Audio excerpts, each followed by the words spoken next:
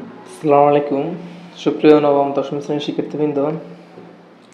আজকে আমরা নবম দশম শ্রেণীর বীজগণিত রাশির পাওয়ার সম্পর্কিত কিছু সমস্যার সমাধান করার চেষ্টা করব। দেখো, আমরা যখন সৃজনশীল বা প্রশ্ন করতে যাই তখন কিছু কিছু প্রশ্ন আমরা করতে পারি না, যেমন কোনো সংখ্যার উপরে যদি কিউব থাকে বা রুট সহ কোনো সংখ্যার উপরে যদি কিউব থাকে তখন আমরা এগুলো ভাঙতে পারি না। আজকে আসো আমরা এগুলো ভাঙার চেষ্টা করি।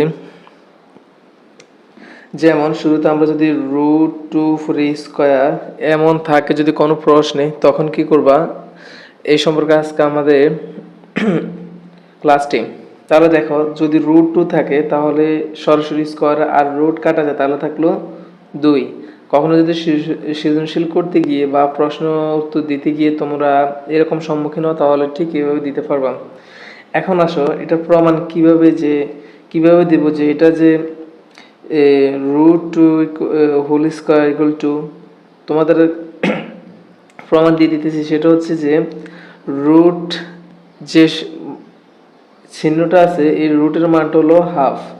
তো এখন দেখো, আমরা যদি √2 এই রুটের মানটা উপরে তুলে দিই অর্থাৎ হাফ, তাহলে এটা কি হয়ে গেল 2 × 2 এখন এই 2 কি হলো কাটা গেল, তাহলে আমাদের কি থাকলো 2 এর উপরে 1 থাকলো। তো 1 মানে তো 2, এত এইভাবে স্কয়ার আর রুটে কাটা যায়। তোমরা শুধু এটাই মনে রাখবা যে স্কয়ার রুটে কাটা যায়। এখন আসো, যদি √2 উপরে কিউব হয় তখন আমরা কি করব? তখন সহজে বলতে গেলে প্রমাণ পরে দিতেছি, আগে সহজে বলি। যখন দেখবা যে ভিতরে উপরে পাওয়ার 3 আছে আর সামনে কোনো পাওয়ার সংখ্যা নাই, রুটের সামনে কোনো সংখ্যা নাই কিন্তু উপরে পাওয়ার কি আছে কিউব আছে, তাহলে তোমরা ভিতরে যে 2টা আছে এটার বাইরে দিয়ে দিবা। অর্থাৎ এইভাবে যদি আমি আরেকটাও দেখাই যে √5 উপরে কিউব হলে কি হবে, তাহলে আমি কি বলছিলাম 5টাকে সামনে নিয়ে আসবা, কিউব বাদ হয়ে যাবে, তাহলে 5√5। এখন আসো এটা কিভাবে হয়েছে যে 5√5 কিভাবে হয়। দেখো, √2 মানে √2 কয়টা, √2 মানে কি √2 কয়টা, √2 হচ্ছে 3টা √2 গুণ আকার, তাই তো? এটা অবশ্য অনেকে জানো যে √2 মানে হলো 3টা রুট গুণ আকার আছে। এখন আসো এই দুইটাকে আমরা জোড়া করি, জোড়া করলে কি হয় √2 এটাকে আমরা এইভাবে লিখতে পারি, ঠিক আছে? √2 লিখতে পারি না, কারণ √2 মানে তো 2টা √2, তো আমরা এইভাবে লিখলাম ডট আর একটা √2 আছে বিজোড়। এখন স্কয়ার রুটে ওই যে আমরা এখানে শিখলাম স্কয়ার রুটে কি হয় কাটা যায়, কাটা গেলে আর কে থাকলো √2, আর ওইখানে কি আছে √2, তার মানে 2√2 অ্যান্সারটা হয়। বুঝতে পারছি? আশা করি এটা বুঝতে পারছি। এখন আসো, যদি ধরো 2√3 উপরে স্কয়ার, অর্থাৎ রুটের সামনে কোনো একটা সংখ্যা আছে আর উপরে স্কয়ার আছে, তখন এটাকে কিভাবে ভাঙবে সেটা হচ্ছে দেখো 2 এর সাথে √3 কি আকারে আছে গুণ আকারে আছে, তাহলে তুমি গুণ আকারে লিখে দাও √3।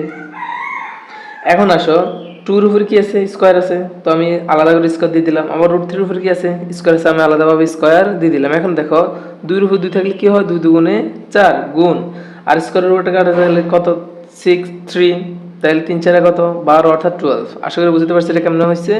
তো তোমরা তো আর পরীক্ষাতে রাফ করবে না, যারা পারবে না তাদের ক্ষেত্রে তারা রাফ করবা, আর যারা এমনিতে পারবা তারা ডাইরেক্টলি হিসাব করবে যে 2 এর উপরে যেহেতু 2 আছে তার মানে 2 দুগুণে 4, এরপরে √3 উপরে যদি স্কয়ার আছে 3 স্কয়ার রুটে কাটা যায় 3, তাহলে 3 4 12, সরাসরি 12 লিখে ফেলবে। এখন আসো সেম 2√3 এর উপরে যদি কিউব হয় তখন আমরা কি করব?